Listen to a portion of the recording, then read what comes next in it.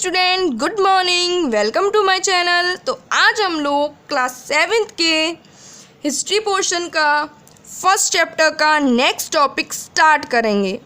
कल हमने sources of medieval period पढ़ा था, जिससे हमें पता चला था कि जो मेडिवल पीरियड की जानकारी है वो हमें दो सोर्सेज से पता चलती है। First source is archaeological and second source is literary.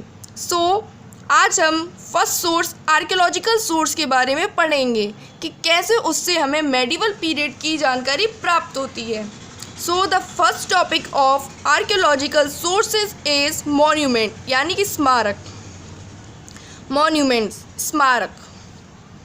Monuments like tomb, forts, mosque and temples provide a lot of information about the period. तो जो स्मारक हैं लाइक जैसे कि टोम्स यानी कि कब्र, मकबरे, फोर्ट्स यानी कि किले, मॉस्क्यू यानी कि मस्जिद एंड और टेम्पल्स यानी कि मंदिर प्रोवाइड देते हैं अ लॉट ऑफ इंफॉर्मेशन, बहुत सी जानकारी अबाउट द पीरियड, उस काल की। कौन से काल की? मध्यकाल की।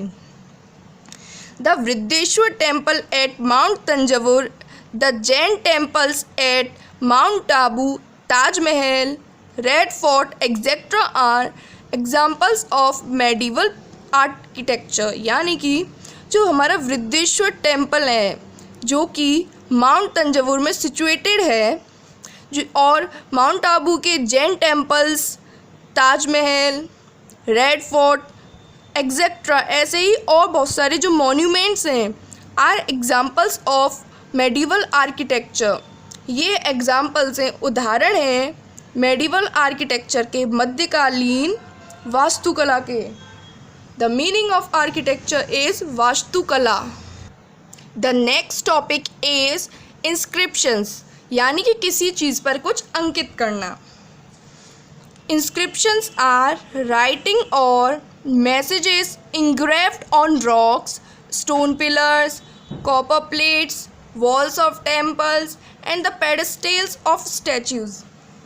यानी कि जो इंस्क्रिप्शन है उसका मतलब होता है राइटिंग और मैसेज इंग्रेव्ड ऑन रॉक्स, यानी कि जो कुछ भी लिखा जाता है या कोई मैसेज इंग्रेव्ड किया जाता है, उकेरा जाता है रॉक्स पे, चट्टानों पर, स्टोन पिलर्स पर, कॉपर की प्लेट्स पर, वॉल्स ऑफ टेम्पल्स यानी कि मंदिरों की दीवारों पर, and the pedestals of statues. The meaning of pedestals is स्तंभ आधार, यानी कि जो स्तंभ होते हैं उनका जो आधार होता है उसी को हम पेडेस्टल्स कहते हैं। तो स्टैच्यूज के पेडेस्टल्स पर, यानी कि इंस्क्रिप्शन का मतलब होता है कोई मैसेज या फिर कोई जानकारी को उकेरना, किस चीज़ पर? रॉक्स पर, स्टोन पिलर्स पर, कॉपर प्लेट्स पर, वॉल टेम्पल की दीवारों पर और जो भी स्तंभ होते हैं उन पर। They serve as the important source of history of this period. ये जो हमारे इंस्क्रिप्शंस इन सब चीज़ों पे उकेरे जाते हैं, ये हमें देते हैं, सर्व करते हैं एक important source of history.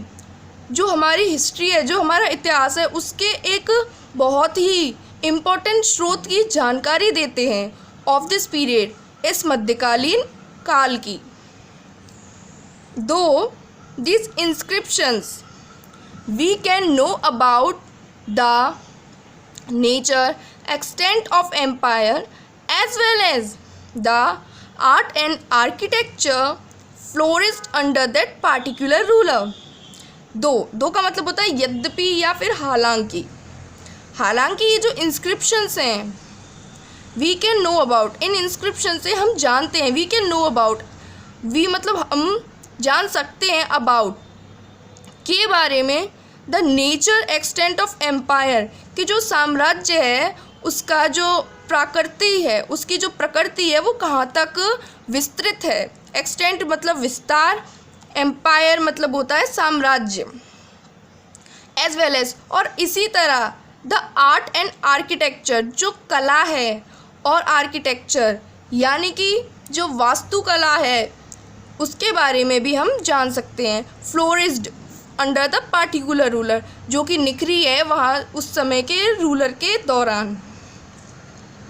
The inscriptions are most useful to know the social and economic condition of the people, यानी कि जो इंस्क्रिप्शंस हैं वो मोस्ट यूजफुल बहुत ही उपयोगी होती हैं टू नो जानने में the social and economic condition उस ऑफ द पीपल, यानी कि उस समय के जो लोग थे उनके बारे में। सोशल यानी कि सामाजिक और इकोनॉमिक यानी कि आर्थिक, उस समय के लोगों की सामाजिक और आर्थिक जो कंडीशंस थी उनको जानने में मदद करने में इंस्क्रिप्शंस बहुत यूज़फुल होती हैं। Some inscriptions also describe the achievement of kings, कुछ जो इंस्क्रिप्शन होती हैं वो डिस्क्राइब करती हैं, हमें बतलाती हैं द अचीवमेंट ऑफ किंग्स, जो राजा थे उनके अचीवमेंट के बारे में, उनकी उपलब्धियों के बारे में। A few inscriptions even provide a list of various king of a dynasty. A few inscription यानी कि कुछ जो inscriptions होती हैं even यहाँ तक कि provide कराती हैं a list of various kings of a dynasty. A list of यानी कि एक list of the various king, बहुत सारे राजाओं की एक डायनेस्टी की, एक राजवंश की। यानी कि इस पैराग्राफ से मतलब है कि जो इंस्क्रिप्शंस होती हैं उनके माध्यम से हम उस काल के मनुष्यों की सामाजिक आर्थिक कंडीशंस के बारे में जान सकते हैं, और जो राजा थे उनका जो अचीवमेंट था, उन्होंने क्या उपलब्धि प्राप्त की थी, इसके बारे में जान सकते हैं। और जो डायनेस्टीज़ हैं यानी कि जो राजवंश हैं उनमें कौन कौन से राजा हुए, इन सब के बारे में भी जान सकते। Inscriptions on fort walls such as in the Red Fort in Delhi are very useful, यानी कि जो इंस्क्रिप्शन जो ऑन फोर्ट, दिल्ली का जो फोर्ट है, रेड फोर्ट है, उस पर जो इंस्क्रिप्शंस यानी कि उस पर जो जानकारी उकेरी गई हैं उसके किलों की दीवारों पर, वो हमारे लिए बहुत ही यूज़फुल हैं।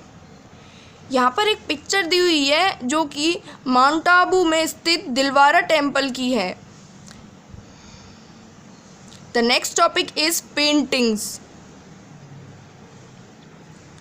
The art of painting was very popular during the medieval period. The meaning of painting is, painting का मतलब होता है चित्र, तो the art जो कला थी of painting चित्रों की was very popular बहुत ही प्रसिद्ध थी during the medieval period मध्यकालीन समय यानी कि मध्यकाल के दौरान। The remain of building of Vijayanagar kingdom found at Hampi indicate workmanship of painters and sculptures, यानी कि जो विजयनगर किंगडम जो था उस समय, जो कि हम्पी में फाउंड हुआ है, उसके जो रिमेन्स ऑफ बिल्डिंग यानी कि वहाँ पे जो बिल्डिंग्स थी उनके जो अवशेष मिले हैं, जो बाकी का जो पार्ट मिला है वो इंडिकेट करता है, संकेत करता है, इशारा करता है वर्कमैनशिप यानी कि कारीगरी का ऑफ पेंटर्स एंड स्कल्पचर्स, उस समय के चित्रकारों और स्कल्पचर्स यानी कि मूर्तिकारों के तरफ। The Mughal ruler such as Akbar and Jahangir were great lovers of painting, जो मुग़ल रूलर्स थे जैसे कि अकबर और जहांगीर, वो ग्रेट लवर्स थे, वो बहुत ज़्यादा प्रेम करते थे पेंटिंग्स से, वो पेंटिंग्स के शौकीन थे।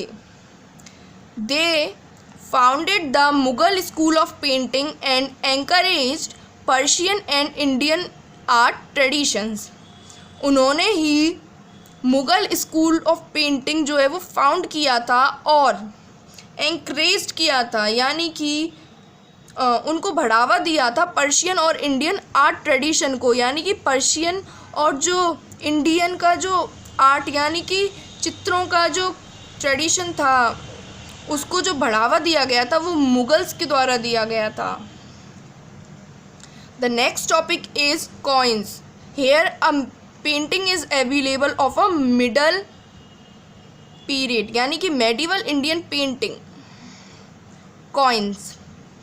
The science pertaining to the systematic collection and study of coins is called numismatics. यानी कि the science, वो विज्ञान, pertaining, the meaning of pertaining is संबंधित, यानी कि वो विज्ञान जो कि संबंधित है to the systematic collection यानी कि व्यवस्थित कलेक्शन से and study of coins और सिक्कों की स्टडी से उनके ऊपर किए गए शोध पढ़ाई पर इस कॉल्ड उसको कहा जाता है न्यूमिस्मेटिक यानी कि मुद्रा शास्त्र. The person who studies these coins in a numismatic. The person यानी कि जो मनुष्य इन सिक्कों की जो स्टडी है वो करता है न्यूमिस्मेटिक्स में यानी कि मुद्रा शास्त्र में, उसको कहा जाता है न्यूमिस्मेटिस्ट. Old coins have great historical value. जो पुराने सिक्के हैं उनकी बहुत ही ज़्यादा हिस्टोरिकल वैल्यू है यानी कि उनका जो महत्व है वो बहुत ही अधिक है. द लीजेंड्स और writings on the coin generally convey the name और title of the ruler who issued coin and date of it issue.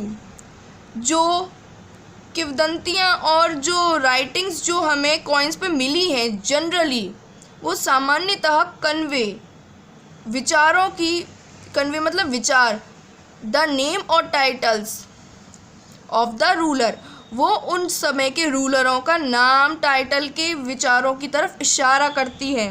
Who issued coin जिन्होंने वो कॉइन बनाए थे and the date of it issue. तो basically वो जो coin उस समय के हैं उन पर उस समय के राजाओं के द्वारा जो आकृतियाँ बनाई गई थी उनके माध्यम से हम आर्कियोलॉजिकल सोर्सेज के माध्यम से मेडिवल पीरियड के बारे में जानकारी प्राप्त करते हैं. Some rulers even exhibit the dynastic emblem on their coins.